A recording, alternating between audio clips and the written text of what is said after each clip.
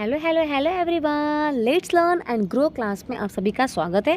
इस वीडियो में हम डिस्कस करने वाले हैं एनसीईआरटी के 7th स्टैंडर्ड की टेक्स्ट बुक का लेसन नंबर 2 जो कि ज्योग्राफी का है, हमारी पृथ्वी के अंदर। क्योंकि सीटेट में एनसीईआरटी बहुत ज़्यादा इम्पॉर्टेंट है, तो हम इस चैनल पे सारे एनसीईआरटी सॉल्यूशन करेंगे। तो इसलिए चलो सब्सक्राइब कर लीजिएगा और लाइक कमेंट शेयर भी ज़रूर कीजिएगा, ठीक है।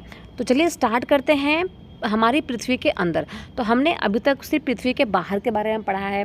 लेसन नंबर 1 में भी हमने पृथ्वी के बाहर के बारे में पढ़ा है ना, पर इसमें हम लोग पृथ्वी के अंदर के बारे में पढ़ेंगे कि अंदर आखिरकार क्या क्या होता है। जैसे कि हमारे अंदर तो इंसान के अंदर हार्ट होता है, लंग्स होता है, लीवर होता है, किडनी होता है, बहुत कुछ होता है ना। उसी प्रकार से ये जो हमारी पृथ्वी है, इसके अंदर आखिरकार है क्या। तो चलिए देखते हैं। बहुत ही इंटरेस्टिंग वीडियो होने वाला है एवरीवन, तो प्लीज़ बीच में स्किप मत कीजिएगा। तो हमारी जो पृथ्वी है ना, ये एक गतिशील क्या है, ग्रह है, जिसमें क्या होता रहता है, गतियाँ जो है वो होती रहती है ना। और इसके अंदर और बाहर निरंतर क्या होता रहता है, परिवर्तन होता रहता है। क्या आपने कभी सोचा है कि पृथ्वी के आंतरिक भाग में क्या है, और पृथ्वी जो है वो कौन से पदार्थों से मिलकर बनी है? नहीं, हमने तो बिल्कुल भी नहीं सोचा है ना कि पृथ्वी के अंदर भी लंग्स, हार्ट, लीवर वगैरह होता है कि नहीं होता है। बट होता है, ठीक है, बट उसके नाम कुछ अलग है। चलिए देखते हैं। तो पृथ्वी का जो आंतरिक भाग है उसको देखते हैं। तो पृथ्वी जो है ना, जैसे प्याज में बहुत सारे क्या होते हैं, परत होते हैं, उसी प्रकार से हमारी पृथ्वी पे भी क्या है, बहुत सारी परत है और बहुत सारी अलग अलग परतों से ही बनकर हमारी जो पृथ्वी है वो बनी है, ठीक है। पृथ्वी की जो सतह है ना, मतलब एकदम ऊपर वाला भाग जो होता है पृथ्वी का, ठीक है, तो सबसे जो ऊपरी परत है उसको क्या कहते हैं, परपट्टी कहते हैं, जिसको इंग्लिश में क्या कहा जाता है, क्रस्ट कहा जाता है, ठीक है। तो सबसे ऊपर वाला भाग होता है ये परपट्टी वाला, ठीक है। और ये जो होती है सबसे पतली परत होती है। ये सीटेट के एग्ज़ाम में क्वेश्चन आया भी है कि सबसे पतली परत कौन सी होती है। तो जो आपकी परपट्टी है, मतलब कि क्रस्ट है, वो सबसे पतली होती है, ठीक है। और ये जो है कितना किलोमीटर तक फैली हुई है, 35 किलोमीटर तक फैली हुई है, ठीक है।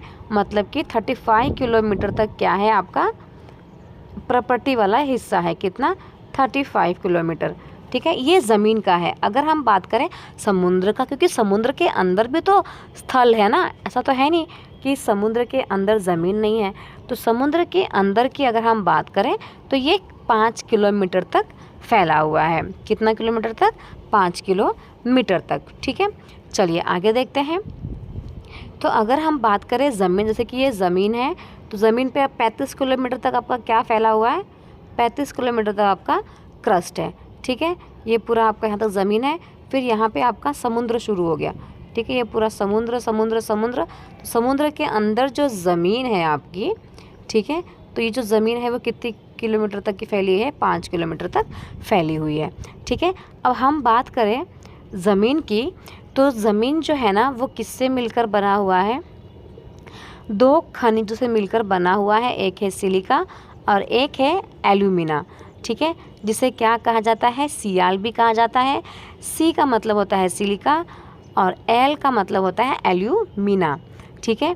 वही अगर हम बात करें महासागर की प्रॉपर्टी का, मतलब महासागर के अंदर जो ज़मीन है उसका, तो वो सिलिका और मैग्नीशियम से मिलकर बनी हुई है, जिसे क्या कहा जाता है, सीमा कहा जाता है। सी का मतलब होता है सिलिका और मा का मतलब होता है मैग्नीशियम, ठीक है। तो आई होप आपको समझ में आ गया होगा। तो ज़मीन वाला जो हिस्सा है वो किससे मिलकर बना है, सियाल से। ये एग्ज़ाम में पूछा जाता है तो इम्पॉर्टेंट है, ठीक है। और ज़मीन के जो अंदर वाला, जो समुद्र के अंदर वाला जो है वो सीमा से मिलकर बना हुआ है। तो सी मतलब आपका हो जाएगा सियाल, सी मतलब क्या हो जाएगा आपका सिलिका, और एल मतलब क्या हो जाएगा आपका एल्यूमिना, और वहीं पे सीमा की बात कर तो सी मतलब सिलिका और मा मतलब मैग्नीशियम, ठीक है। तो ये हो गया आपका फर्स्ट प्रॉपर्टी के बारे में, मतलब कि क्रस्ट के बारे में हमने पढ़ लिया। ठीक है, अब आते हैं सेकंड जो है मेंटल। ठीक है, तो जो मेंटल है आपका ये 2900 किलोमीटर, जो मेंटल है वो ठीक किसके नीचे होता है, पट्टी के ठीक नीचे होता है, मतलब क्रस्ट के ठीक नीचे किसका हिस्सा होता है, मेंटल का हिस्सा होता है। वो कितने किलोमीटर तक की गहराई में फैला हुआ है, तो 2900 किलोमीटर की गहराई में फैला हुआ है। ये इम्पॉर्टेंट है, चैप्टर बहुत ज़्यादा इम्पॉर्टेंट है, तो शांति से आराम से सुनिएगा। ठीक है, तो इन 2900 किलोमीटर तक ये आपका फैला हुआ है कौन, मेंटल। ठीक है, तो ये इसके बारे में 2 ही चीज़ दी गई है। अब बात करते हैं कोर की। तो जो कोर है वो एकदम अंदर का परत है, मतलब कि ये हो गया आपका अर्थ।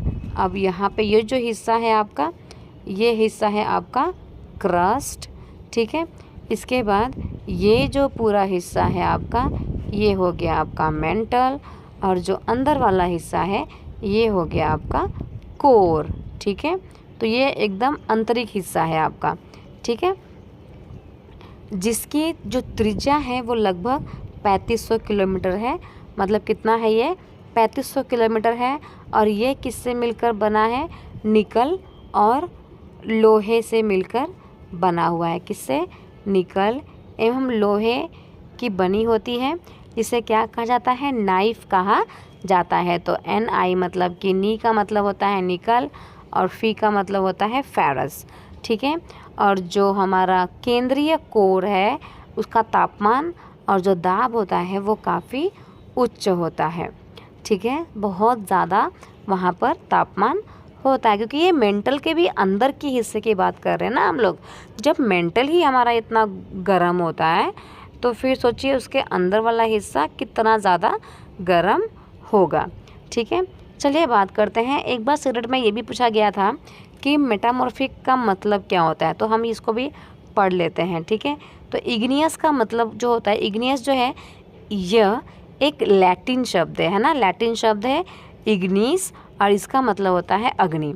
अगर हम बात करें सेडिमेंट्री की, तो सेडिमेंट्री भी एक लैटिन शब्द है जिसका मतलब होता है सेडिमेंटम। ठीक है, और उसका हिंदी में अर्थ होता है स्थिर रहना। ठीक है, स्थिर। और मेटामॉर्फिक की बात करें तो वो एक ग्रीक शब्द है जिसका मतलब होता है मेटामॉर्फोस। क्या होता है, मेटामॉर्फोस होता है, जिसका अर्थ होता है रूप में परिवर्तन होना। ठीक है, तो अभी हम पढ़ेंगे कि इग्नियस, सेडिमेंट्री और मेटामॉर्फिक रॉक्स क्या होते हैं। तो ये एग्ज़ाम में पूछा गया था, तो एक बार आप पढ़ लीजिएगा ताकि आपके दिमाग में बैठा रहे। ठीक है, चलिए देखते हैं आगे। शेल एवं खनिज। शेल का मतलब क्या होता है, पत्थर। ठीक है, पत्थर और खनिज के बारे में हम लोग पढ़ेंगे। तो पत्थर क्या है, पृथ्वी की जो परपट्टी है, मतलब ये पृथ्वी, इसका जो ये फर्स्ट जो कठोर एरिया है ज़मीन वाला जिसके ऊपर हम चलते हैं, ये जो है ना अनेक प्रकार के पत्थरों से मिलकर बनी है, मतलब शैलों से मिलकर बनी हुई है। ठीक है, तो पृथ्वी की जो परपट्टी है, तो बनाने वाले जो खनिज है ना, खनिज पदार्थ, किसी भी प्राकृतिक पिंड को क्या कहते हैं, शैल कहते हैं। मतलब कि ये जो है ना प्रॉपर्टी अलग अलग खनिज पदार्थों से मिलकर बनी हुई है, जिसे क्या कहा जाता है, शैल कहा जाता है। ठीक है, तो ये जो शैल है, ये जो पत्थर है, ये अलग अलग रंग के हो सकते हैं, अलग अलग आकार के हो सकते हैं, एवं उनकी जो गठन है वो भी अलग अलग हो सकती है। कोई सॉफ्ट हो सकते हैं, कोई बहुत ज़्यादा कठोर भी हो सकते हैं। चलिए आगे देखते हैं। तो मुख्य रूप से जो पत्थर होते हैं वो 3 प्रकार के होते हैं। ठीक है, आग्नेय शैल, अवसादी शैल और कायांतरित शैल। ये जो नाम दिए हैं ये इंग्लिश के नाम हैं। ठीक है, तो इसका नाम क्या है, आग्नेय शैल, अवसादी शैल और कायांतरित शैल। ये तीनों शैल बहुत ज़्यादा इम्पॉर्टेंट है, तो अब तीनों को ना अच्छे से घोल के पी जाइएगा। ठीक है, अब देखते हैं आग्नेय शैल भाई साहब ये होते क्या हैं। ठीक है, तो जो मैग्मा है, फॉर एग्जांपल ये जो मैग्मा है, ठीक है, ज़मीन के अंदर होता है, बहुत ज़्यादा गहराई में है ना, 2900 किलोमीटर में मिलता है। तो देखिए, तो ये जो मैग्मा है ऐसे अंदर होगा। ठीक है, ऐसे ऐसे करके क्या करता है, बाहर आता है। ठीक है, तो जो मैग्मा है ठंडा होकर ठोस हो जाता है। ठीक है, इस प्रकार बने शेल को क्या कहा जाता है? अग्नीय शेल कहा जाता है। तो ठीक है, मैग्मा जो है, जैसे कि देखो ये ज़मीन के अंदर क्या है, गहराई में मैग्मा पाया जाता है, तो वो क्या होता है, ठंडा होकर कठोर हो जाता है, उसे ही क्या कहा जाता है? अग्नीय शेल कहा जाता है। इसे प्राथमिक शेल भी कहते हैं। ठीक है, मतलब कि ये प्राइमरी रॉक भी होता है, क्योंकि ये सबसे पहला स्टेज है ना पत्थर का। पत्थर में जो परिवर्तन आ रहे हैं वो सेडिमेंट्री में जो अवसादी है और जो कायांतरित है उसमें आ रहे हैं, है ना। पर जो प्रथम स्टेज है वो कौन सा है? आग्नेय शेल, इसलिए उसको प्राथमिक शेल भी कहा जाता है। जो आग्नेय शेल है वो दो प्रकार के होते हैं। ठीक है, एक होते हैं अंतःभेदी और दूसरे होते हैं बाह्यभेदी। तो अंतःभेदी का मतलब क्या होता है कि जब ज्वालामुखी जो है ना, ज्वालामुखी से जो निकलने वाला लावा है, आप उसकी कल्पना कर सकते हैं? बिल्कुल कल्पना कर सकते हैं। यहाँ पे देखो मैंने डायग्राम भी बना के दिखा दिया आपको। तो वास्तव में यह क्या होता है, आग की तरह लाल कलर का एकदम लिक्विड फॉर्म में होता है। ठीक है, और वो मैग्मा जो होता है ना वही लावा होता है, बट जब वो ज़मीन के अंदर होता है, जब इनसाइड द अर्थ होता है तो हम उसको मैग्मा बोलते हैं, और जब ये बाहर निकल जाता है तो हम उसको लावा बोलते हैं। ठीक है, तो ये जो मैग्मा है वही लावा है, पर इसमें बहुत सारे लोगों को क्या होता है, कन्फ्यूजन होता है। ठीक है, तो जो पृथ्वी के आंतरिक भाग से निकलकर सतह पर आता है, जब द्रवित लावा पृथ्वी के सतह पर आता है ना, तब वो क्या होता है, बहुत तेज़ी से ठंडा होकर ठोस हो जाता है। ठीक है, तो प्रॉपर्टी पर इस प्रकार के जो बने हुए शेल होते हैं इसे हम क्या कहते हैं, बाह्यभेदी आग्नेय शेल कहते हैं। फॉर एग्जांपल ये समझ लो माउंटेन शेप का हमारा ज़मीन है ना, अब वहाँ से जब लावा निकल रहा है तो जब ये मैग्मा निकलता है, ठीक है, तो ऐसे से गिरेगा, ऐसे से गिरेगा, ऐसे से गिरेगा, और फिर इसके बाद ये धीरे धीरे ठंडा हो जाता है, जिसको हम बोलते हैं बाह्यभेदी आग्नेय शेल। मतलब कि जो अग्नि है वो बाहर आ गई है ना, तो इसलिए बाह्यभेदी। समझ में आ रहा है?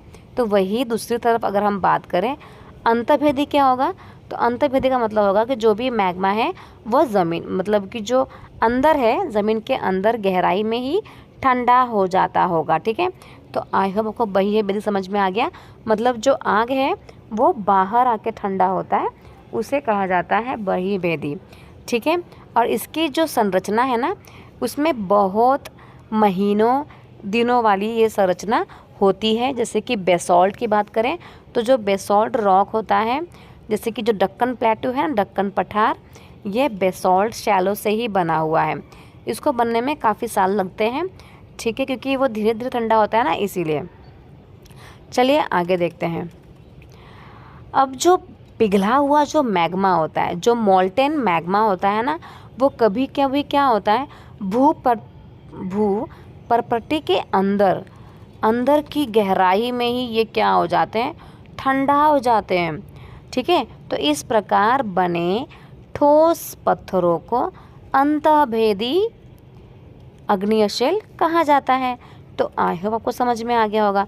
तो ये जो होते हैं वो धीरे धीरे ठंडे होने के कारण इनके जो दाने होते हैं ना वो बहुत ज़्यादा बड़े बड़े होते हैं।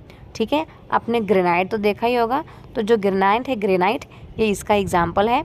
और दूसरा अगर एग्जाम्पल देखेंगे तो हम लोग जो मसालों पीसने के लिए जो इस्तेमाल करते हैं ना, सिलबट्टे का इस्तेमाल करते हैं, कुटनी का इस्तेमाल करते हैं, जो कि पत्थरों की बनी होती थी पहले के टाइम पे। अभी तो स्टील की भी मिल जाती है, एल्यूमिनियम की भी मिल जाती है ना। तो जो पत्थर से इनको बनाया जाता था, ये जो है वो ग्रेनाइट के ही बने होते थे। ठीक है, तो आई होप आपको समझ में आ गया होगा। तो जो आग्नेय शेल है वो दो प्रकार के हैं, एक है बाह्यभेदी, दूसरा है अंतःभेदी। बाह्यभेदी में जब मैग्मा बाहर निकल के ठंडा हो रहा है, ठीक है, इसका एग्जाम्पल क्या है, बेसॉल्ट रॉक है ना, तो इसको बोलेंगे बाह्यभेदी। जो मैग्मा अंदर ही निकलता है, अंदर ही फुसकी, जैसे फुसकी बम होता है ना, फूटता ही नहीं है, अंदर ही फूट जाता है ना, उसको हम बोलते हैं अंतःभेदी। इसमें आएगा आपका ग्रेनाइट, एक अच्छा एग्जाम्पल है। ठीक है, चलिए आगे देखते हैं। शेल लुढ़ककर अब हम सेकंड के बारे में पढ़ेंगे। ठीक है, हमारा जो प्राइमरी रॉक है, अग्नीय रॉक, ये तो बन चुका है ना। आगे देखते हैं।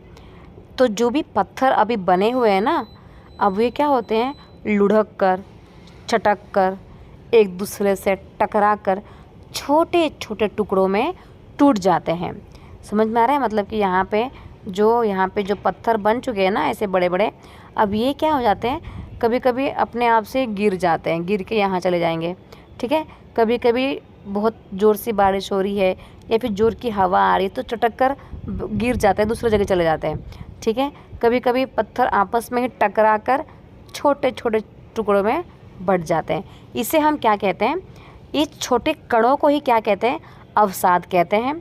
ठीक है, तो ये अवसाद जो है किसके थ्रू पहुंचती है, ये जो अवसाद है वो हवा, जल, इनके थ्रू एक स्थान से दूसरे स्थान पर पहुंच जाती है और वहाँ पे क्या करती है, सबको क्या कर देती है, जमा कर देती है। जितनी भी चीज़ें वो लेके आती है, हवा छोटे मोटे कणों को बहा कर लेके आ रही है, तो वहाँ पे क्या कर रही है, वो दूसरी जगह पर उसको इकट्ठा कर दे रही है। ठीक है, तो ये जो अवसाद है ना, दब कर, ठीक है, एवं कठोर होकर शैल की परत बनाते हैं। ठीक है, अभी ये जो प्रोसेस है वो कंटिन्यू चल रहा है ना, यहाँ से हवा आ रही है, यहाँ पे इकट्ठा कर रही है, हवा आ रही है, इकट्ठा कर रही है, छोटे छोटे कणों को क्या करती है, वो इकट्ठा कर देती है। फिर ये क्या हो रहा है, दबाव के थ्रू, है ना, दबाव भी तो है ना, हवा का दबाव होता है, तो इसके ऊपर हवा आ रही है, मट्टी गिर रही है, अब इसके थ्रू क्या हो रहा है, वहाँ पे इसके थ्रू क्या हो रहा है, एक बड़ी सी परत बन जाती है और ये जो अवसाद है ये पत्थरों में चेंज हो जाते हैं। ठीक है, तो दब अवसाद जो होते हैं दबकर एवं कठोर होकर शेल की परत बनाते हैं। तो इस प्रकार की शेलों को ही क्या कहा जाता है, अवसादी शेल कहते हैं। ठीक है, उदाहरण के लिए अगर हम बात करें बलुआ पत्थर, तो जो बलुआ पत्थर होता है ना वो किससे बनता है, रेत के दानों से बनता है। ठीक है, क्योंकि रेत के दाने जो हैं वो हवा के थ्रू या फिर बारिश के थ्रू आराम से उड़ सकते हैं। तो रेत के दाने से उड़ के यहाँ पे आ गए, यहाँ पे सब जगह रेत के दाने आ गए। ठीक है, अब ये क्या हो रहा है, हवा के थ्रू रोज़ उनके ऊपर दबाव हो रहा है, दबते जा रहे हैं, ये क्या धरती के अंदर दबते जा रहे हैं। तो दबाव होने के कारण दब कर ये कठोर हो जाते हैं, जिससे ये बलुआ पत्थर बन जाते हैं। हमने देखा ही होगा, है ना।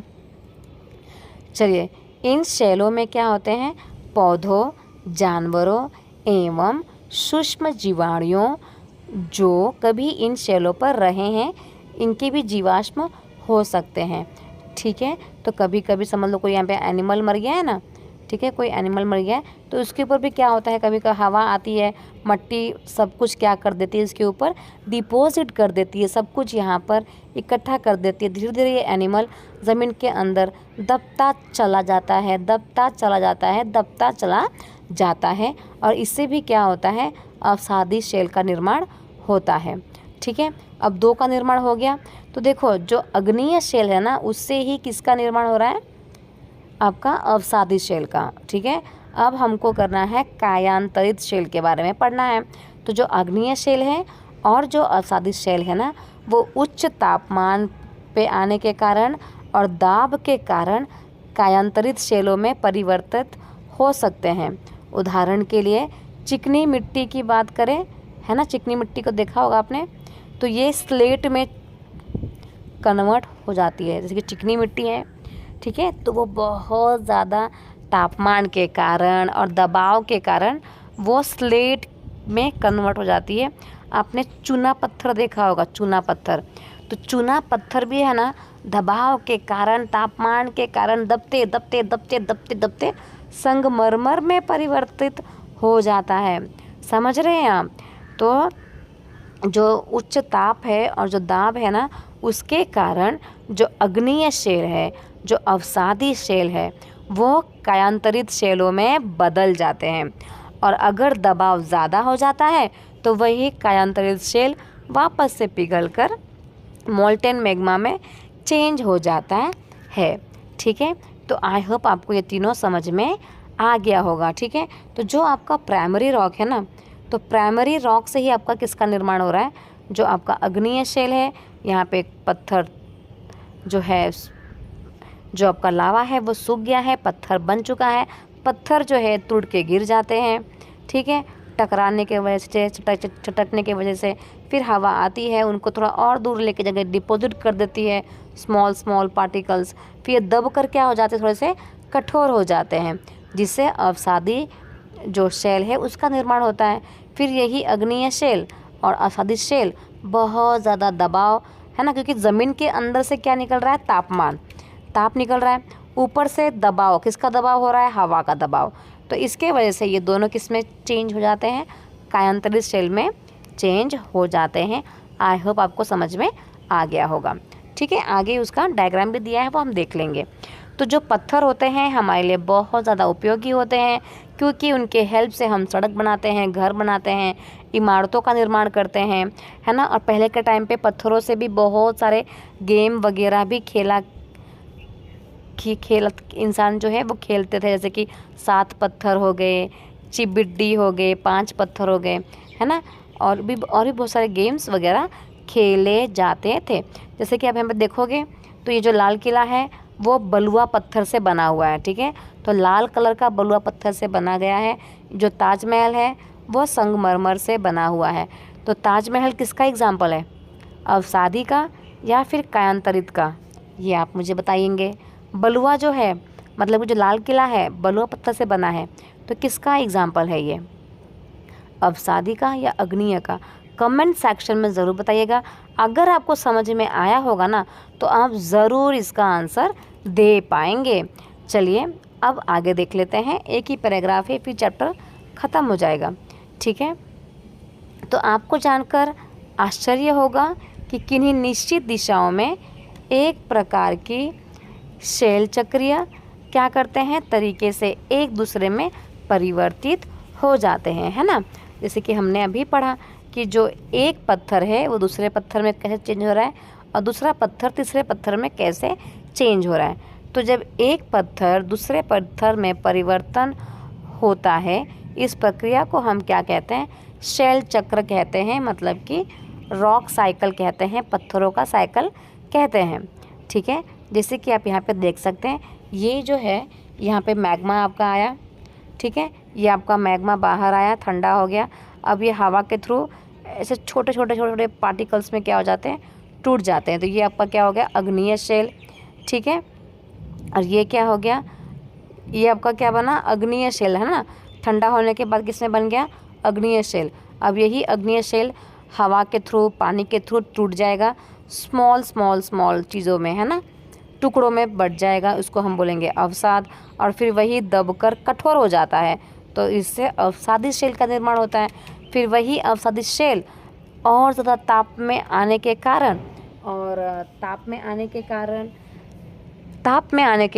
दबाव में आने के कारण ये किस में चेंज हो जाता है, कायांतरित शेल में चेंज हो जाता है। और इसके अलावा उसमें और ज़्यादा तापमान लगता है तो वापस से वो मैग्मा बन जाता है, ठीक है। मैग्मा बनने के बाद वापस से वही प्रोसेस चालू हो जाता है, तो इसलिए इसको क्या कहा जाता है, रॉक साइकिल कहा जाता है। चलिए आगे देखते हैं। जैसे कि हम ऑलरेडी पढ़ चुके हैं, तो जो मैग्मा होता है वो ठंडा होकर ठोस हो जाता है, अग्नीय शेल बन जाता है। इसके बाद जो अग्नीय शेल है वो छोटे छोटे टुकड़ों में टूट जाता है और एक स्थान से दूसरे स्थान पर स्थानांतरित हो जाता है, जिससे अवसादी शेल का निर्माण होता है। इसके बाद ताप और दाब के कारण ये जो अग्नीय शेल है और जो अवसादी शेल है वो कायांतरित शेल में बदल जाता है।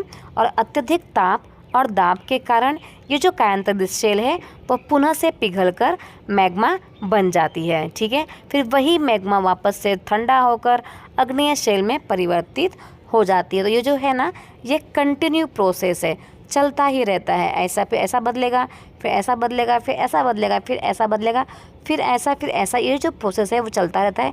इसलिए उसको बोलते हैं शेल चक्र, ठीक है। पहले मैग्मा से क्या बनेगा, ठंडा होने के बाद अग्नीय शेल छोटे छोटे टुकड़ों में बट जाएगा, बन जाएगा अवसाद। अवसाद जो है हवा के दबाव में आने की वजह से कठोर हो जाएगा, तो अवसादित शेल बन जाएगा। यही अवसादित शेल दबाव और तापमान में आने की वजह से कायांतरित शेल में परिवर्तित हो जाएगा, और इसके बाद और ज़्यादा तापमान की वजह से वो वापस से मैग्मा में चेंज हो जाएगा। तो ये जो प्रोसेस है वो कंटिन्यूस चलता ही रहता है। चलिए आगे देखते हैं। आई होप आपको समझ में आ रहा होगा। अगर समझ में आ रहा है तो प्लीज़ चैनल सब्सक्राइब कर लीजिएगा, लाइक कमेंट शेयर ज़रूर कीजिएगा। ठीक है, तो जो हमारा पत्थर है ना वो अलग अलग खनिजों से बना हुआ है।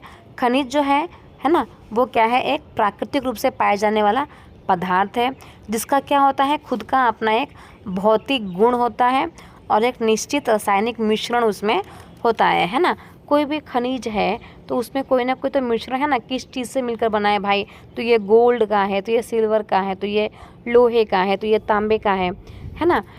तो जो खनिज है वो मानव जाति के लिए, हमारे लिए बहुत ज़्यादा महत्वपूर्ण है। इसके अलावा इसका उपयोग जो है ईंधन के लिए भी होता है जैसे कि कोयला है वो भी एक खनिज है, प्राकृतिक गैस है, पेट्रोलियम है, ये सब क्या है, हमारे लिए एक खनिज है, प्राकृतिक खनिज है ना।